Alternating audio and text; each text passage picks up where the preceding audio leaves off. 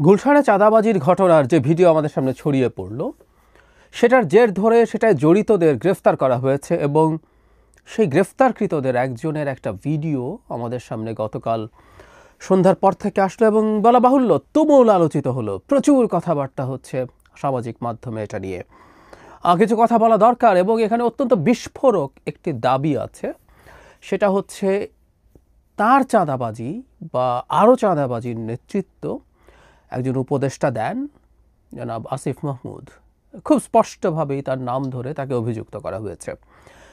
মানে জনাব আসিফ মাহমুদের নাম নানান রকম ইস্যুতে আমাদের সামনে এসে হাজির হচ্ছে এবং এই হাজির হওয়াটা নিয়ে সরকারের কোনো ভ্রুক্ষেপ আমরা দেখি না এবং আমরা বলে রাখতেই পারি এবারও সরকারের বা প্রধান উপদেষ্টার সিদ্ধান্ত তো মূলত তার কোনো ভ্রুক্ষেপ আমরা আসলে দেখব না। কেন বলছি, তার আগে আমি ধারণা করি অনেকে এই ভিডিওটা দেখেছেন, যারা দেখেননি তারা ভিডিওটা একটু দেখে নেবেন। মোটামুটি দীর্ঘ একটা ভিডিও, 30 মিনিটের বেশি।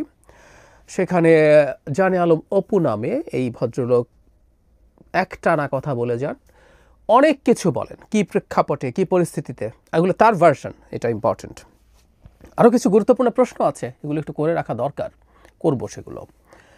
কি প্রেক্ষাপটে কিভাবে তিনি এই চক্রের সাথে জড়িয়েছেন, কেন তিনি গেলেন, তার ইচ্ছের বিরুদ্ধে, মানে অনেক ক্ষেত্রেই তিনি এটা দাবি করার চেষ্টা করছেন হ্যাঁ নিজের খানিকটা লোভ হয়ে গেছিল, সেটাও যেমন বলেন। একই সাথে তিনি নিজকে অনেকটা সেভ করার চেষ্টা করেন। তিনি একটা পর্যায়ে অন্যদের সাথে বিট্রে করতে চান বলেই তিনি সমস্যায় পড়েছেন বলে দাবি তার। এর পক্ষে নানান রকম কথাবার্তা তিনি বলেছেন। যেমন একটা যুক্তি এরকম দিয়েছেন যে রিমান্ডে না নিতেই রীতিমতো প্রথম গ্রেফতার হওয়ার পরে তার সাথে আরেকজন যিনি ছিলেন, রিয়াদ সম্ভবত নাম, তিনি থানাতেই তার নাম বলে দেন এবং চুরির টাকায়, মানে সেই চাঁদাবাজির টাকায় তাকে বাইক কিনে দেওয়া হয়। অবশ্য তিনি সেই বাইক তো রীতিমতো নিয়ে ঘুরে বেরিয়েছেন। যাই হোক, তিনি তার নিজকে এক ধরনের নির্দোষ প্রমাণ করার চেষ্টা করেন তার এই ভিডিওতে। কিন্তু কতগুলো প্রশ্ন আমাদের একটু করে রাখা দরকার আছে। এই ভিডিওটাকে খুব সহজভাবে বা খুব সাধারণভাবে দেখা উচিত হবে না। প্রশ্ন হচ্ছে ভিডিওটা কে কোথায় কখন করলো। ভিডিওটা শুরুতে এটার একটা বক্তব্য আছে। জনাব অপু গ্রেফতার হওয়ার আগে এরকম ভিডিও রেকর্ড করে তার এক বন্ধুর কাছে দিয়ে রাখেন বলে আলাপ আছে এবং বলা হয় বন্ধু এই ভিডিওটা পাবলিশ করেনি। পাবলিশ তো ফাইনালি হলো, এটা কে করলো কিভাবে করলো সেই আলোচনা থাকবে, সেই প্রশ্ন থাকবে। পাল্টা কেউ প্রশ্ন করতে পারেন যে আদৌ কি কথাটা ঠিক, নাকি এটা গ্রেফতারের পর তাকে এই কথাগুলো বলানো হয়েছে। আমরা এই ধরনের একটা প্রবণতা আগে দেখেছি, আমাদের খুব বেশি দূরে যেতে হবে না, 1/11 সময় এই ধরনের ঘটনা ঘটেছে। আওয়ামী লীগের অনেক মানুষের নানা রকম বক্তব্য আমাদের সামনে এসছে। অবশ্য একটা পার্থক্য আছে, সেই ক্ষেত্রে সেই মানুষগুলো গ্রেফতার ছিলেন বলে আমরা জানতাম, গ্রেফতারকৃত অবস্থায় জানিয়ে ব্যাপারটা আমাদেরকে করা হয়েছে যে পুলিশের বা জয়েন্ট ইনভেস্টিগেশন সেল এরকম কিছু একটা ছিল, সবাই মিলে তাকে, বিভিন্ন বাহিনী মিলে, বিভিন্ন সংস্থা মিলে জেরা করতেন। সেখানকার তথ্যগুলো সামনে আসতো এবং ওনারা তার কাস্টাডিতে থেকে কথা বলছেন, এটা ছিল। কিন্তু এবার এটা কাস্টাডিতে থেকে কথা বলছেন সেভাবে বলা হয়নি, কিন্তু এটা ইন ডিসগাইজ করা হচ্ছে কিনা এই প্রশ্ন আসতে পারে এবং সেটা খুব উড়িয়ে দেওয়ার মতো প্রশ্ন হয়তো না, কারণ তিনি গ্রেফতার হয়েছেন। সেটা এখানে হয়েছে কিনা, যদি সেটা হয়ে থাকে, কারা করছে, কেন করছে, কোন এজেন্সি করছে, প্রশ্নগুলো আসবে। তার সাথে যোগ করা যায় একটা সিসিটিভি ক্যামেরার ছবি, ভিডিও দেখানো হয়, সেটা গুলশান 2-এর। সেখানে জনাব আসিফ মাহমুদ সজীব ভুঁইয়া একটা বাইক চালিয়ে ভোর 4:30 বা রাত 4:30টায় তার সাথে জনাব অপুর সাথে কথা বলে চলে যান। সেই বাইকের সিসিটিভি ক্যামেরার যে ফুটেজ সেটা পাওয়া যায়, মানে ওখানে একটা ক্যামেরা আছে এবং সেটায় যিনি বাইকে যান আমরা ধরে নিলাম ইনি আসিফ মাহমুদ সজীব ভুঁইয়া, যদিও এটা যেভাবে ছবিতে দেখা যায় it's not easy to identify, কিন্তু আমরা ধরে নিলাম। কিন্তু এই সিসিটিভি ক্যামেরার ফুটেজটা তো আসলে পাওয়া গেল এবং সেটা এই ভিডিওতে দেখানো হলো। সুতরাং এই সন্দেহ বা এই প্রশ্ন আসলে আসবে, এর সাথে কোনো না কোনোভাবে কোনো এজেন্সি জড়িত কিনা, এই প্রশ্নটা করে রাখা আমাদের দরকার। এখন সেই ধরনের পরিস্থিতি যদি হয় সেগুলো নিয়ে প্রশ্ন তোলা উচিত, কিন্তু একটা কথা মনে রাখা দরকার, সেটা হচ্ছে রাষ্ট্রীয় গোয়েন্দা সংস্থা, রাষ্ট্রের উপদেষ্টারা কে কী করছেন তার প্রতি নজরদারিও তো রাখার কথা। প্রশ্ন হচ্ছে এই জিনিসগুলো এখন এভাবে পাবলিক হওয়ার ঠিক হচ্ছে কিনা সেটা প্রশ্ন, কিন্তু তারা রাষ্ট্রীয় নিরাপত্তা এবং রাষ্ট্রের এই উঁচু পদে থাকা মানুষজনেরকেও নজরদারিতে রাখার কথা, থাকার কথা আমি নিশ্চিত নই, কিন্তু আমি ধারণা করি সেটা আছে। এখন প্রশ্ন হচ্ছে এই ব্যাপারটাকে আমরা ঠিক কীভাবে নেব। জনাব অপু যখন এই মন্তব্য করছেন, যিনি একটা অপরাধের সাথে জড়িত এবং তিনি ধাপে ধাপে বলছেন কিভাবে এটা তিনি ভাবেননি, কত টাকা ভাবছেন সামান্য চা বিস্কুটের চা পানির টাকা দেবে, তারপর সেটা 10 লাখ টাকা গেল, তারপর সেটা 1 কোটি চাওয়া হলো, 50 লাখ হলো, এবং তার সাথে রিয়াদ সম্পর্কে বলা হয় যে তিনি খুবই ক্লোজ এবং রিয়াদের অনেক ছবি বিভিন্ন জনের সাথে দেখিয়ে, মানে যারা ওপরে এই যুক্তিটা ভুল না, সেটা হচ্ছে পাশে দাঁড়িয়ে ছবি তোলা এক কথা, কিন্তু খুবই ক্লোজ ভঙ্গিতে অনেকের সাথে ছবি থাকা ইন্ডিকেট করে। তিনি বলছেন শুধুমাত্র জনাব আসিফ মাহমুদ না, আর আরও অনেকের সাথে, ইনফ্যাক্ট যাদের সাথে ছবি দেখান এদেরকে প্রত্যেককে আমরা চিনি, খুবই গুরুত্বপূর্ণ মানুষজন, খুবই পরিচিত মানুষজন, এদের সবার সাথেই তার ভালো সম্পর্ক আছে। এবং তিনি আরেকজন নেতাকে খুব স্পষ্টভাবে নাম উচ্চারণ করেন, যারা হান্নান মাসুদ, চাঁদাবাজি বা এই ধরনের ঘটনায় গ্রেফতারকৃতদের ছাড়াতে থানায় যান, তিনি এটাকেও এই ধরনের সিন্ডিকেটের মতো দেখান, তার অংশ বলে দাবি করেন। এই বিতর্কটা আছে এবং এই বিতর্কটার বাইরে এসে এখন যেটা ধারণা, মানে আমাদের আলাপ করতে হবে জনাব আসিফ মাহমুদের ব্যাপারে সরকারের আসলে কি করা দরকার। আমরা ধরে নিলাম কোনো একটা এজেন্সি এই কাজগুলো করেছে এবং এই কাজটা করার নৈতিকতা প্রশ্নবিদ্ধ, কেউ এটাকে অনৈতিকও বলতে পারেন, আমরা সরিয়ে রাখলাম, কিন্তু এই অভিযোগগুলো তার বিরুদ্ধে উঠছে, তার অভিযোগ বিরুদ্ধে উঠছে। এই ব্যাপারটা নিয়ে আসলে সরকার কি করছে এটা জানা খুব জরুরি, খুব খুব জরুরি। কারণ জনাব আসিফ মাহমুদ যদি ওই রাস্তা দিয়ে ওই দিন ওই সময়ে যান, ওই রাস্তার কোনো না কোনো ক্যামেরা, হেলমেট পরা থাকলেও কোনো না কোনো ক্যামেরা, অনেক ক্লোজ আপ ছবি তার পেয়ে থাকার কথা আছে। এই পুরো রাস্তা জুড়ে অনেক সিসিটিভি ক্যামেরা আছে। সরকার চাইলে এই জিনিসগুলো করতে পারে, সরকার চাইলে সঠিকভাবে তদন্ত করতে পারে।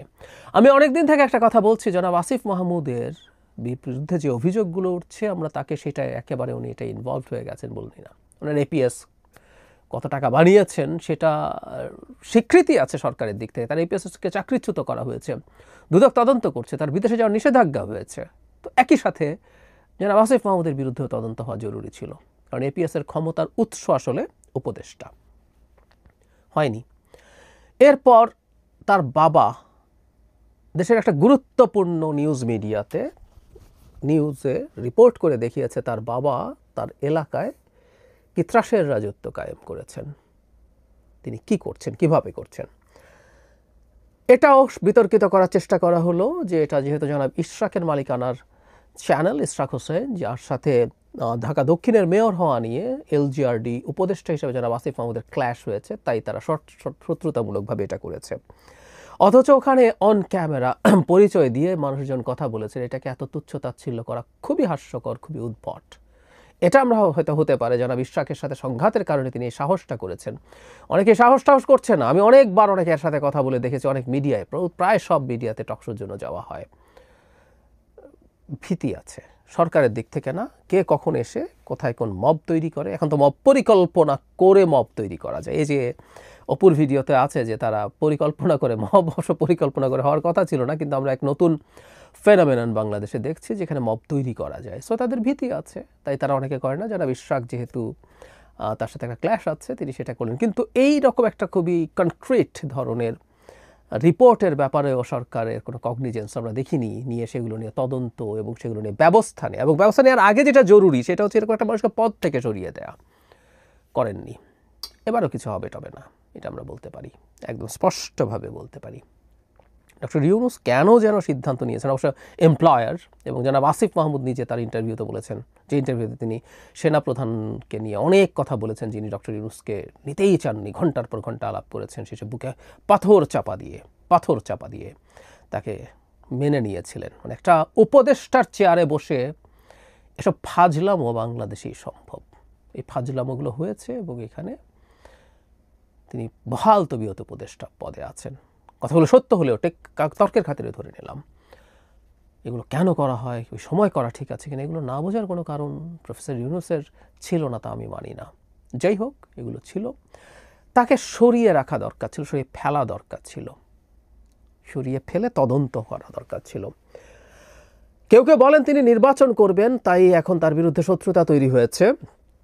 উনি একটা ইন্টারভিউতে জনাব খালেদ মহিউদ্দিনের সাথে নির্বাচনে যাওয়ার কথা বলেছেন এবং সেই নির্বাচন তিনি নিশ্চিত নন এনসিপি হতে যাবেন নাকি স্বতন্ত্র যাবেন, কিন্তু নির্বাচনে যাবেন, গেলে তার আগে তিনি পদত্যাগ করে যাবেন। বহুবার বলেছি এই পদত্যাগ করে যাবেন এটাও বাজে কথা, বাজে জিনিস, এটা হওয়া উচিত ছিল না কোনোভাবেই। ওই তর্কে এখন আর ঢুকছি না। তো সেটার কারণেই কি এটা কেউ বলতে পারেন, কিন্তু প্রত্যেকটা জিনিসকে গা থেকে সরিয়ে ফেলার প্রবণতা ভালো না। সব শুধু চক্রান্ত, সব শুধু সুনাম নষ্ট করার চেষ্টা। আমরা প্রচুর খোঁজ খবর পাই, তথ্য পাই। আবারও বলছি, এগুলো মেইন স্ট্রিমে আসে না বলে কথা বলি না, এগুলো সব মিথ্যা না, এগুলো সব মিথ্যা না। কি ঘটে, কি ঘটছে, কারা নেতৃত্ব দিচ্ছে, কিভাবে নেতৃত্ব দিচ্ছে, এগুলো জানা যায়। অনেক আগে বৈষম্য বিরোধী ছাত্র আন্দোলন যখন এই এনসিপি তৈরিও হয়নি, তখন যখন নানান অনিয়মে জড়িত আছে, তদবির এটা সেটায়, এই বৈষম্য বিরোধী পরিচালিত হয় হেয়ার রোড থেকে, উমা ফাতেমা বলেছেন, একাধিকবার বলেছেন, আমরা জানিও, জানতামও। ফলে জনাব আসিফ মাহমুদকে এগুলোর দায়ভার নিতে হবে। আবারও বলছি, এটার সাথে তিনি জড়িত আছেন সেটা আমরা কনক্রিটলি বলবো না, কিন্তু একটা জেনুইন সুষ্ঠু তদন্ত হওয়া জরুরি এবং সেই তদন্তের স্বার্থেই তার এখানে ক্ষমতা থেকে সরে যাওয়া দরকার। এমনিতেই তিনি আর খুব বেশি দিন থাকার হয়তো কথা না, নির্বাচন করবেন, নির্বাচন করার জন্য সরকার থেকে বেরিয়ে যাবেন। নিশ্চয়ই তফসিলের কয়েকদিন আগ পর্যন্ত তা না, অবশ্য কেউ বলতে পারেন যদি তিনি করাপ্ট হন, প্রতিটা দিন মানেই বহু টাকার ব্যাপার, তাহলে যত দিন পর্যন্ত থাকা যায় ততদিন হয়তো সুবিধা, হয়তো সেই চেষ্টা তিনি করবেন। কিন্তু আমি বারবার একটা প্রশ্ন করছি, ডক্টর ইউনূস কেন এই বদনামের ভাগিদার হচ্ছেন? আসিফ মাহমুদ ফোন করেছেন, তারা চাকরিদাতা, এই জন্য। এই অন্ধত্বগুলো ভালো না, এই অন্ধত্বগুলো ভালো না, খুবই খারাপ। বিশেষ করে খুবই টার্ময়েলের টাইমে একটা জাতির কাণ্ডারে যিনি, জাতির হাল, ঝঞ্ঝা বিক্ষুব্ধ একটা জাহাজে যিনি হাল ধরেছেন, সেই মানুষটা এরকম হওয়া উচিত না। কিন্তু তাকে আমরা সোফার যা দেখলাম, আসিফ মাহমুদ সজীব ভুঁইয়া বহাল তবিয়তেই থাকবেন, এটা নিয়ে আমি একেবারেই নিশ্চিত।